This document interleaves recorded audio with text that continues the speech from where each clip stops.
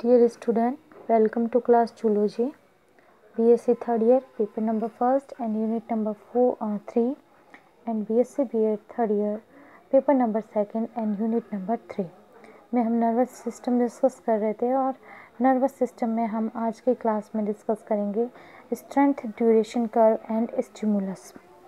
Strength duration curve को उद्दीपन का शक्ति अवधि वक्र भी कहते हैं।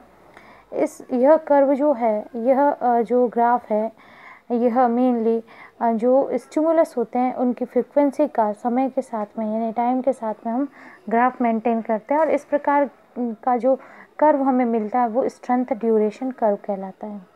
तो हम इसकी डेफिनेशन को डिस्कस करते हैं। Is a graph between electrical stimulus of different intensities and recording the time needed by stimulus to start the response। यानी उद्दीपन की तीव्रता का समय के साथ ग्राफ उद्दीपन का शक्ति अवधि वक्र कहलाता है। नेक्स्ट, इसके अंदर टोटल 3 जो है वो हमें स्टेज देखने को मिलते हैं। फर्स्ट है यूटिलाइजेशन टाइम, जिसे निश्चित प्रयुक्त समय कहते हैं। सेकंड है आपके राइनो बेस एंड थर्ड है आपके क्रोनेस्की। तो फर्स्ट ऑफ ऑल हम डिस्कस करते हैं यूटिलाइजेशन टाइम। जैसा कि यहाँ पे आपको कर्व में बताया गया है, यहाँ पर एक रेड लाइन शो की जा रही है। ये रेड लाइन जो है वो किसी भी इम्पल्स को स्टार्ट करने के लिए या स्टिमुलेट करने की टाइमिंग लाइन होती है, जिसे हम यूटिलाइजेशन लाइन कहते हैं। और इसके अंदर जो राइनोबेस होता है वो यहाँ पर बहुत ही इम्पोर्टेंट पार्ट फॉलो करता है। The minimum time that current equal to rheobase, यानी वह कम से कम समय जिसमें राइनोबेस के समान करंट जो है वो वर्क करता है, must act to induce and AP is called the utilisation time.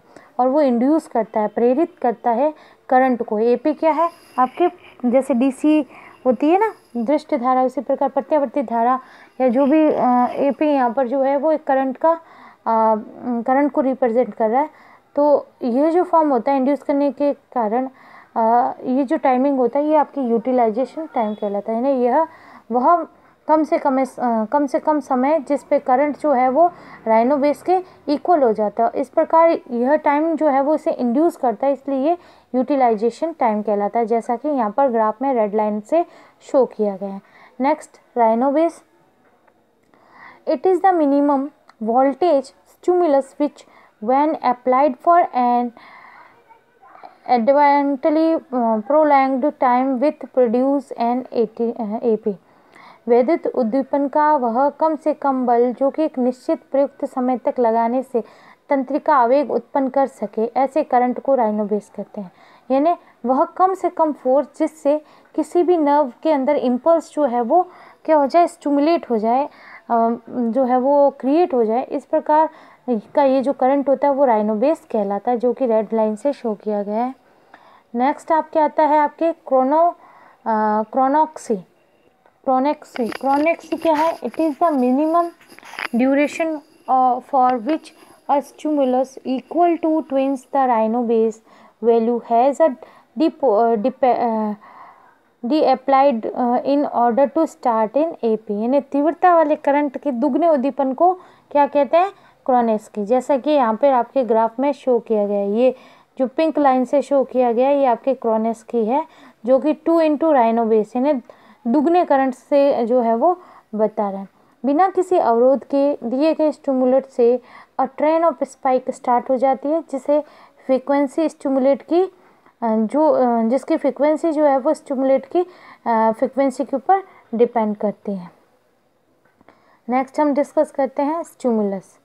किसी भी प्राणी के सामान्य पर्यावरण में होने वाले अचानक परिवर्तनों को जिसको कि उसका आंतरिक पर्यावरण तंत्र अनुभव कर सके उद्दीपन कहलाता है। यानी शरीर के बाहर का जो पर्यावरण है, अगर उसके अंदर किसी भी प्रकार का कोई चेंजेज होता है तो शरीर के अंदर के पर्यावरण के अंदर हम उसे आसानी से अनुभव कर सकते हैं, जैसे सर्दी आना, गर्मी लगना।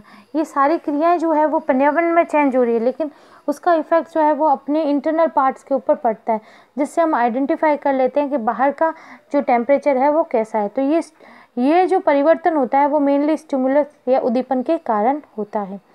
अ detectable change in the internal and external environment that which influence और cause temporary increase of physiological activities or response in the whole organism or in any of the parts. Stimulus जो होते हैं वो टोटल 5 टाइप्स के होते हैं: physical stimulus, chemical stimulus, thermal stimulus, electric stimulus and mechanical stimulus. Basis of frequency की बात करें तो टोटल 3 टाइप की बेसिस ऑफ फ्रिक्वेंसी होती है: सब थ्रेशोल्ड, थ्रेशोल्ड, सुपर थ्रेशोल्ड। सब थ्रेशोल्ड के अंदर फ्रिक्वेंसी जो है वो धीरे धीरे बढ़ती है, जिससे इम्पल्स जो है वो सेल के अंदर स्टिमुलेट नहीं हो पाते, जबकि थ्रेशोल्ड के अंदर फ्रिक्वेंसी जो है वो धीरे धीरे बढ़ना स्टार्ट हो जाती है और धीरे धीरे फ्रिक्वेंसी जो है वो हाई हो जाती है और इम्पल्स जो है वो सेल के अंदर स्टिमुलेट होने लग जाता है। सुपर थ्रेशोल्ड की फ्रिक्वेंसी इतनी हाई होती है कि वो इम्पल्स को क्रिएट करते हैं।